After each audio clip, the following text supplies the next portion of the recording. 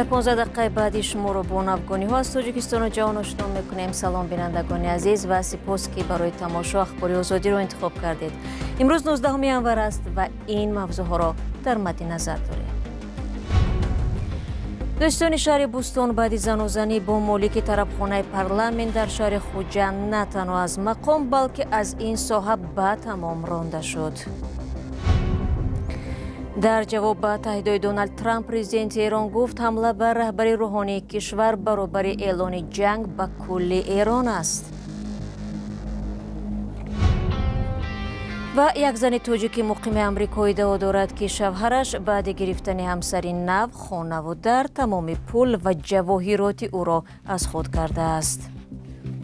1,375,000 دلار این پولای من کار کردگی من بود. پس از نشر گزارش رادیو آزادی درباره زنی دوستان شهر بوستون با مالک یک طرفخانه در شهر خوجند او را از وظیفه سبکدوش نمودند. بعضی از منبع‌های رادیو آزادی گفتند که عبدالقهار عزیزов را عموما از ساحه دادستانی خارج کردند. برخی از دادستان‌ها در ولایت سوخت به خبرنگاری رادیو آزادی اطلاع دادند که عبدالقهار عزیزов طبق یک فرمان ویژه دادستانی کل تاجیکستان آخر هفته گذشته از این نهاد خارج کرده شده است. همکارانش در دادستانی شهر بوستون نقل کردند که او 19 انور با آنها خیر و خوش کرد. مومن احمدی در این باره جزئیات بیشتر دارد. روزی 16 انور رادیو آزادی درباره جنجال و خرخشه با اشتراک عبدالقهار عزیزов دادستان شهر بوستون در آخر ماه گذشته گزارش داده بود. نوار این واقعه در اینستاگرام رادیو آزادی در یک روز زیاده از 1 میلیون بیننده داشت. هنگامی زنازنی میان دادستان شهر بوستون و مالک یک طرفخانه در شهر خوجند تیرپرانی سر زده یا صدای تیراندازی شنیده شده است. منبع‌های رادیو آزادی در مقامات انتظامی و دادستانی گفتند کشاکش میان عبدالقهار عزیزов دادستان شهر بوستون و مالک مرکز دلخوشی پارلمان پرویز اشورov سر زده است. با گفته شاهدان مناقشه از آن شروع شده است که دادستان که با دوستانش در این طرفخانه حضور داشتند گویا با پرویز اشورov جنجال کرده با او دست برداشته است. در جواب گویا پرویز اشورov و دیگر پیماندانش دادستان را زدند. برخی از همصحبتان ما گفتند که حالا یک جیان نابالغ پرویز اشورov در بازداشت است. برای جدا کردن جنگنده ها یک کارمند شعبه کارهای داخلی که نیز آن لحظه در طرفخانه بوده است به هوا تیرخوری کرده است. گفته می شود که برای بررسی حادثه کارمندان پلیس شهر بوستون و شهر خوجند نیز رفتند. در دادستانی شهر خوجند حادثه را رسما تصدیق یا رد نکردند. آنها گفتند قضیه را دادستانی کل تاجیکستان تحقیق میکند. نماینده دادستانی کل گفت با معین کردن قضیه پاسخ خواهند داد. ولی از هفته گذشته تا حالا هیچ جواب به عنوانی رادیو آزادی نآمده است. نظر جانب ها نیز معلوم نیست. هر دو طرفی درگیر از نزدیکان منصبداران بلندپایه تاجیکستان به شمار می روند. عبدالقهار عزیزov پسر عبدالجبار عزیزov سابق یاور پرزیدنت تاجیکستان در مسئله کادرها معاون اول حزب حاکم خلق دموکراتی و کارمند بلند مقام پارلمان کشور بود. پرویز اشورov داماد سابق سروزیر تاجیکستان قاهر رسولزاده است. زنازنی با اشتراک منصبداران و یا نزدیکان آنها در تاجیکستان در گذشته هم ثبت شده است، اما در اکثر موارد پروندهشان جدی تحقیق و نتیجه آن رسانه‌ای نمی شود. نهادهای امور داخلی تاجیکستان که از خردترین قانونشکنی ها خبر می‌دهند جنجال فرزندان و پیوندان منصبداران و افراد با نفوذ را نشر نمی‌کنند.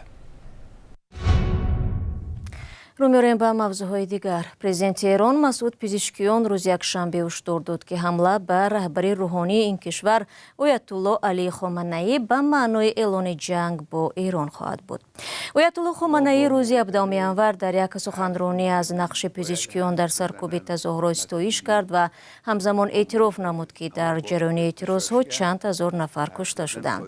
پرزیدنت آمریکا دونالد ترامپ در صحبت با نشریه پولیتیکو که روز 17 انور نشر شد شد گفت خامنه‌ای مسئول تخریب کامل ایران بوده، حالا وقت جستجوی رهبری نو برای این کشور رسیده است. تظاهرات و موج نو مخالفت با حکومت مذهبی در ایران روز 28 دکبر سال 2025 سر زد. در آغاز اعتراضگران از وضع بد اقتصادی ایران به خیابان‌ها ریختند، ولی بعداً این حرکت به اعتراضی گسترده ضد نظام اسلامی تبدیل یافت. دونالد ترامپ در ابتدا هشدار داده بود که اگر نیروهای امنیتی ایران اعتراضگران را بکشند، ایالات متحده برای اقدام آماده خواهد بود.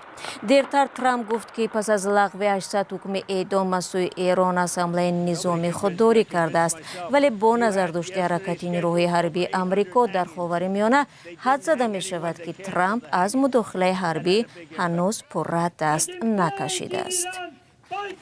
سلام، اگر خط و خبر می‌خواهید ما داریم. نوید بامدادی، سرخط خبرها، اخبار تاجیکستان و جهان، گزارش‌ها و تحلیل‌ها. چی می‌گذرد و چرا؟ دانستن فهمیدن است. ضمیمه یا اپ ما را بگیرید. شما برنامه اخبار رادیو آزادی را تماشا دارید. یک زنی که 13 ساله می شود مقیم امریکا است و شهروندی آن کشور را هم دارد، میگوید که چند ماه به این طرف در تاجیکستان دنبال عدالت می گردد. با ادعای عمر نیسا خالو و شوهرش بعد بیش از 40 سال زندگی مشترک همسری نو گرفته و حجت‌های مهم را پنهان و بدون خبردار کردن او تمام صورت حساب‌هایش را در بانک خالی کرده است. تلاش همکاران ما ارشاد سلیمانی و امیر سویف برای دریافت نظر جانب دیگری بحث نتیجه نداده است. ادامه موضوع را در گزارشی آنها تماشا می‌کنیم. تیستر التماس بیو جمشید میمورد. من قبرستان ندارم اونجا، باید من جای خریدنم در کار. 30 سال دیگر باز کردیت، من پول ندارم. التماس رامی جمشید کن تاجیکستان بیارم یکون چیز تیم با پلوماتی. این مراجعه یک زن به شوهرش است که به گفته او از همه گونه تماس با همسرش رو تافته است. این زنی 62 ساله زاده تاجیکستان و شهروندی امریکاست. 29 سال زندگی عمرنیسا خالووا و همسرش که پسری عمه‌اش نیز می باشد در امریکا گذشته. آنها 5 فرزند دارند. شوهر این زن بهرام بردیوف سال 1993 در دانشگاه برمینگهم ایالات متحده آمریکا تحصیل کرده، بعداً کارمند این دانشگاه شد و همسر و فرزندانش را به نزد خود برد. با گفته عمرنیسا خالووا تا سال 2024 آنها زندگی خوب و آرامی داشتند. 3 اکتبر من نخست فهمیدم که در کار بودم. بیگانی ساعت 5:30 خانه به اومدم که شفری من یک رسم روی کرد در اویله. به من نه، به دخترم، به اویلوی فرزندها گفت که من زن گرفتم خانه نمی اویم. شفری من بخرام بردیف بخرام کریموویچ، وای هم زاده شهری توز تاجیکستان است. ما 42 سال می شود زندگی میکنیم. این زن میگوید با سراغ شوهرش که از سال 2018 در یکی از دانشگاه‌های طبی شهر دبی کار میکند رفت تا بحث خانوادگی را میان هم حل کنند، ولی شوهرش او را فریب داد و دیدار نکرد. پس از این تصمیم گرفت که جدا شود، اما با مشکلات دیگری روبرو شد. رفتم بینم بانک سیف دولتی داشتیم، هر دویمان کلید داشتیم. اونجا با پاسپورت ما با تمام دکومنت ها همونجا میستاد. رفته بینم خانه دکومنتش نیست. هر دویمان خریدگی پولش داده تمام کردگی. امریکا $500,000 ما داده تمام کردگی. شهادتنامه من، زکس کاغذ من، پاسپورت تاجیکی من، پاسپورت تاجیکی فرزندها، طلاواری زیاده از $30,000 بریلیانت ها برای عروسی کلیند دختر گرفتگی نیست. $1,375,000. این پولای من کار کردگی من بود، فقط من جمع کردگی بودم. اما موقع شوهر زن بهرام بردیوف در مورد دعوای همسرش معلوم نیست. رادیو آزادی تلاش زیاد کرد که با شوهر زن صحبت کند، اما او با نامه‌ها در ایمیل و واتساپ پاسخ نداد. زن میگوید که به تاجیکستان آمده خبردار می شود که 5 خانه ای را که در دوشنبه و شهریتوز خریده بودند که 2 خانه به نام خود او بود، شوهرش با اسناد قلبکی فروخته است و والدان همسرش به باقی خانه ها او را راه نمی دهند. اما چینی خالخالووا مادری شوهرش نظری دیگر دارد. ما اون 12 سال فروختگیم، میونه چند سال میشه 12 سال فروختیم، نه آمده کشاکش ما یک خوری خطا کردیم. دادر جان گفتیم که های خانه گفتیم خال امرنسا کنیم که بچه‌اش بیا بداره بشینه دم بان خانه بیتانه گیدره به هیچ کنی میشیش. چینی خال خالا و دواهای دیگری عمر نیسا خالا را بی اساس میداند، اما عمر نیسا میگوید که اگر دواهایش بی اساس هست چرا شوهرش نمیاد تا آنها رسما جدا شوند و باقی بحث‌ها را به گونه قانونی حل کنند. با گفته عمر نیسا، او با مقامات گوناگون تاجیکستان، دادستانی، مقامات کارهای داخلی و دادگاه و نیادهای دیگر مراجعت کرده است، اما با مراجعت‌هایش پاسخی نگرفته 6 ماه باز در تاجیکستان آواره است. بدون سندهایش که شوهرش آنها را پنهان کرده است کار کرده نمیتواند. اخیراً برای یاری به سفارت ایالات متحده آمریکا در تاجیکستان نیز مراجعت کرده است. این زن میگوید با رسانه‌ای کردن بحثش میخواهد رهبریت دولت و نهادهای حفظ حقوق تاجیکستان با مشکلش رسیدگی کنند تا تیزتر به آمریکا برگردد، زیرا یک پسرش گرفتار بیماری سرطان شده است و به نگاه بین شدیداً نیاز دارد. برنامه را با گزارشی از افغانستان ادامه میدیم. در شهر کابل مسابقه کلون بزکشی داخلی به انجام رسید که این نوبت در آن چوندازان تاجیکستان و قرقیزستان هم شرکت داشتند.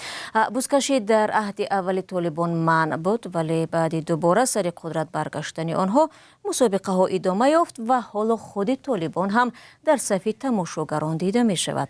گزارش را در این باره همکارم خیرامان بقازاده تقدیم می کند.